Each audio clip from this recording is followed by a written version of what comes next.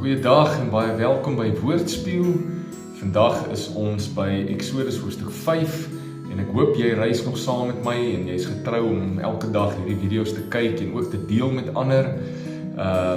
Ons is al deur Genesis, as jy van die begin af saam met my is, deur Matteus, Markus en ons trek al in Lukas wat die Nuwe Testament video's aanbetref.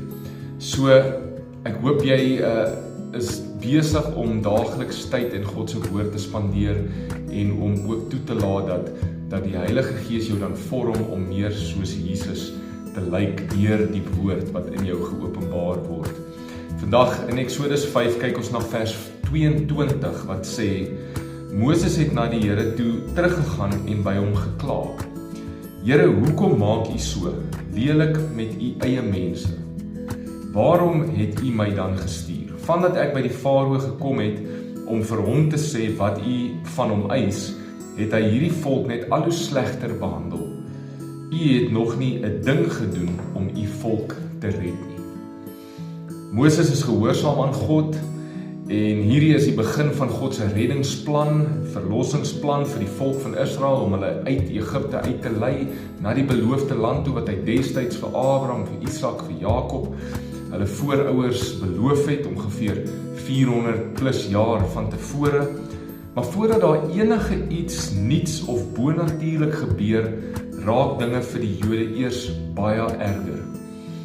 En jy kan hierdie storie gaan lees oor wat dit beteken, die konteks.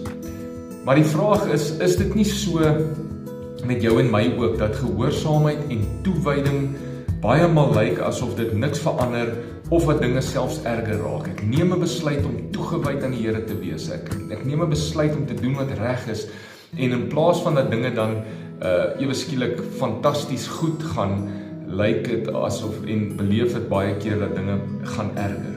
Daar's meer teestand, meer toetse. Die hitte word meer.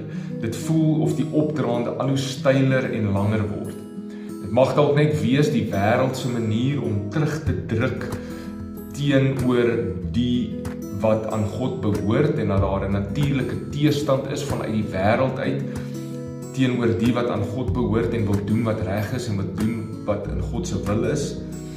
Dit mag wees dat God nog een of twee goed in my wil vorm en besig is om in my te vorm. Maar so seker as wat God getrou is, sal dinge binnekort begin verander. Jy is nog besig om teen hierdie opdraande uit te worstel, dan plat die pad af en jy is bo op die berg en jy kyk om jou en jy sien die mooiste landskap om jou.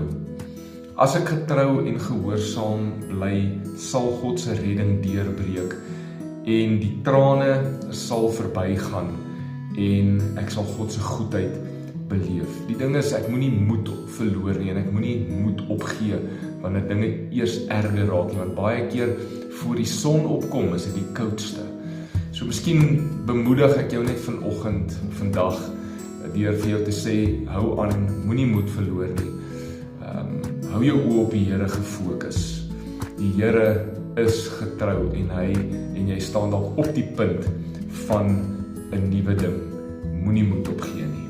Kom ons bid saam.